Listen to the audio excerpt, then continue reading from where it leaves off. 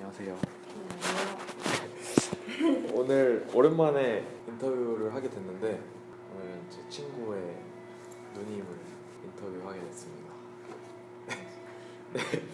자기소개 한번 부탁드릴게요. 안녕하세요. 저는 미술을 하는 김진영이라고 합니다. 미대 학부랑 대학원까지 졸업을 하셨는데 이제 미대 진학 계기가 어떻게 될까요? 중학교 2학년 때 어머니가 미술 학원을 잠깐 하셨었는데 방학숙제하러 갔다가 선생님이 해보는 거 어떻겠냐, 고등학교를 예고 진학을 해보는 게 어떻겠냐, 그래서 시작하게 됐죠. 그때 약간 그 재능이 보였나 보네요. 못하진 않았나 봐요. 좀 자연스러웠는데 그거를 뭔가 직업으로 갖는 거에 대한 생각은 많이 크게 없었던 것 같아요. 좋아는 했지만 네. 입시가 되게 힘들다고 들었는데 미대 입시 생활은 어떠셨어요? 물론 머리도 쓰지만 공부하는 게 노동적인 게 많이 필요하다 보니까 체력도 많이 요구되는, 그래가지고 마음이 힘든 것보다는 몸이 힘든 약간 그런 쪽의 공부였던 것 같아요. 실기라든지 그런 비중이 어떻게 돼요? 제가 퍼센트를 지금 정확히 모르겠는데 네. 비중이 좀 높은 편이에요. 수시 같은 경우나 정시에서도 다 비중이 높은 편이에요. 근데 이제 좋은 학교, 대학교를 가려면은 공부가 일단 평균에는 맞아야 된다. 학교 생활은 어떠셨어요? 개인적인 얘기를 빼고 얘기를 하자면 뭐 저는 예고를 나왔어가지고 예고가 이제 1학년 때는 토탈 아트 형식으로 들어가고 2학년 때 전공을 정해서 자기 3학년 입시를 준비를 하는 커리큘럼이거든요. 초반에는 동양화, 서양화, 디자인, 조소 해가지고 전부 다 해볼 수 있는 경험이 있어가지고 재밌게 좀 했었던 기억이 있고, 이제 2학년 때는 저는 이제 조소를 선택을 해가지고 조소를 입시 3학년 때까지 했는데 워낙 잘 만드는 사람이 학생들이 많다 보니까 그런 거에 대해서 좀 많이 고민을 하면서 다녔던 것 같아요. 그럼 이제 2학년 때 전공 선택을 하셨는데 조소를 선택한 이유가 있으신지? 저는 사실 디자인에는 크게 그렇게 매력을 못 느꼈었고 뭔가 작가가 돼야겠다 이런 약간 열정 그때 당시에 있었어가지고 서양화랑 조소를 고민을 이제 끝까지 했었는데 2D보다는 3D가 조금 더 고차원적인 미술이지 않을까라는, 그때 당시에는 이제 조소를 잘 몰랐었으니까 그냥 단순한 생각으로 조소가 조금 더 멋있어 보였어요. 멋있어 보였어요. 네. 미술은 재수는 기본이라고 들었거든요. 많죠. 재수, 삼수. 근데 바로 이렇게 진학을 하신 건가요? 저는 재수를 했고 실기도 많이 그때 늘어서 실기를 좀 비중을 많이 두고 간 케이스였어요. 중앙대학교 네. 조속과가 있나요? 조속과라고? 네.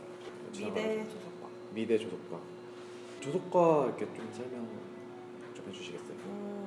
아까 그 예고 얘기를 하면서 4가지 과를 얘기를 했었는데 디자인과가 아무래도 상업미술이다 보니까 요새 많이 친구들이 그렇게 하는 편이고, 그 나머지 3개 중에 하나가 이제 조소인데 조소는 일단 순수미술 계통의 하나고 입체를 다루는데 입시 쪽에서는 흙을 가지고 두상을 이제 만드는 학교가 한 90% 되고 그 상위 몇 프로 정도는 디자인에서 말하는 그 발상과 표현이라고 하는 거를 흙으로 이제 제작을 하는, 입시 미술에서는 딱 그런 것 같아요. 두상 아니면 발상과 표현. 입시하실 때 그러면은 2개를 다 하셨겠네요. 붙이는 거랑 깎는 거랑. 네, 맞는데 재료를 입시 때는 흙만 쓰다 보니까 그 흙을 붙이고 손으로 떼고 아니면 어떤 도구를 이용해서 붙이고 떼고 하는 그거가 이제 고전적으로 응축되어 있는 그런 조소라는 영역의 부분인 것 같아요. 왜냐하면 대학교를 들어가면은 뜯기만 해야 되는 재료가 있고 붙이기만 해야 되는 재료가 있고 그런 식으로 재료에 따라서 더 세분화돼서 이제 조각 수조가 나뉘어지니까. 근데 입시에서는 흙만 사용을 해서 그거를 미리 조금 배워보는 그런 거. 흙이라는 게 되게 그냥 기본적인 어떤 네, 그런 좀 작업. 고전적인 고전적인. 재료죠. 대학 생활은 어떠셨나요? 어떤 걸 배우셨는지? 컴퓨터 프로그램 같은 것도 배웠고요. 사진 기술 같은 것도 배웠고, 조소 영역에서도 재료를 이제 다룰 수 있는 목조, 철조, 석조 뭐 이런 것들로 나눠지는 수업들을 전문적으로 좀 배웠어요. 뭐 그거 외에 입시에서 했던 그 흙을 다루는 수업도 있었고, 대학교 올라가면은 전신을 하죠. 전신을 또 네. 이렇게 제작을 하는군요. 네. 그러면은 제가 생각했을 때는 약간 인체 구조라든지 그런 이해도 상당히 네. 수반이 돼야 될 것 같은데. 저 이제 대학 입시에서 두상을 만들 때에 필요한 인체들을 공부를 기본적으로 하는 추세고, 대학교 올라가서 전신 인체를 좀 더 심도 있게 하는 편인 것 같아요. 조소할 때 좀 중요하다고 생각하는 점이 어떤 게 있을까요? 손의 감각이랑 그런 공간감에 대한 능력, 그리고 모델을 보고 만들어야 하는 학교도 있고 그렇지 않은 학교도 있는데, 뭐 그런 걸로 봤을 때 약간 모방 그런 것도 좀 잘 하는 편이 좋은 것 같고. 아무래도 손으로 만들다 보니까 손 이렇게 감각이 네네. 중요하고. 학부를 졸업을 하시고 홍익대학교 조속과로 대학원을 네네. 가게 되신 거죠. 그러면 대학원은 이렇게 학부랑 어떻게 다른가요? 학부 때까지만 해도 그래도 그러니까 입시를 준비할 때 그런 입시 미술에 많이 갇혀 있다가 조소를 하면서 직업을 뭘로 가질지, 그리고 그거를 이제 선택했을 때 조금 더 방향에 맞는 공부를 할 수 있는 그런 곳인 것 같아요. 졸업하고 이제 좀 사회로 나가게 되는데 어느 쪽으로 진학을 많이 하나요? 조소과는 크게 순수미술이랑 상업미술로 봤을 때 예. 작가가 되는 것과 그런 상업 쪽으로 가는 것. 상업미술 쪽은 대학교에서 배운 프로그램 같은 거를 조금 더 응용해가지고 회사를 들어간다든지, 아니면은 조소랑 조금 비슷한 분야들이 있는데, 뭐 예를 들어서 뭐 공예라든지 무대미술 예. 뭐 그런 것들이 배경이 되는 곳에서 일하는 거. 공예 같은 경우는 뭐 개인 공방을 차리든지 상업적인 도자를 만들어서 판매를 한다든지. 지금 고등학교 친구들한테 제일 많이 질문을 받는 게 또 조소과 나와서 무슨 직업을 가질 수 있냐 그런 질문이었는데, 사실 조소과 나와서 과를 살리는 친구들이 많지는 않은 것 같아요. 그럼에도 불구하고 이제 살리는 영역에서도 돈을 벌 수 있는 실책 요새 추세인 것 같아요.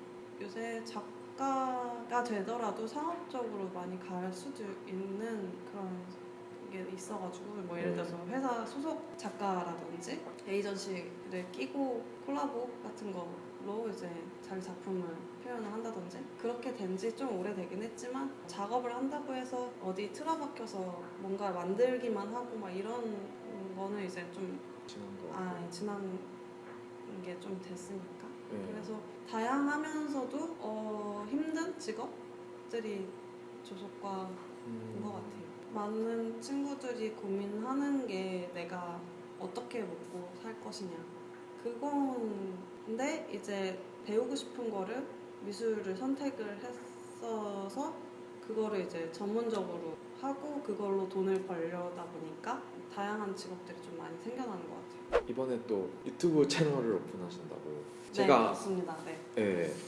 채널 오픈 곧 할 거예요. 시작 계기가 있으실 텐데 어떤 식으로? 뭔가 제가 영상으로 담겼을 때 어떤 모습일까도 좀 궁금하기도 하고, 전에부터 좀 해봐야지라는 생각을 실천에 옮기는 때가 온 것 같다는. 네. 시대가 왔다.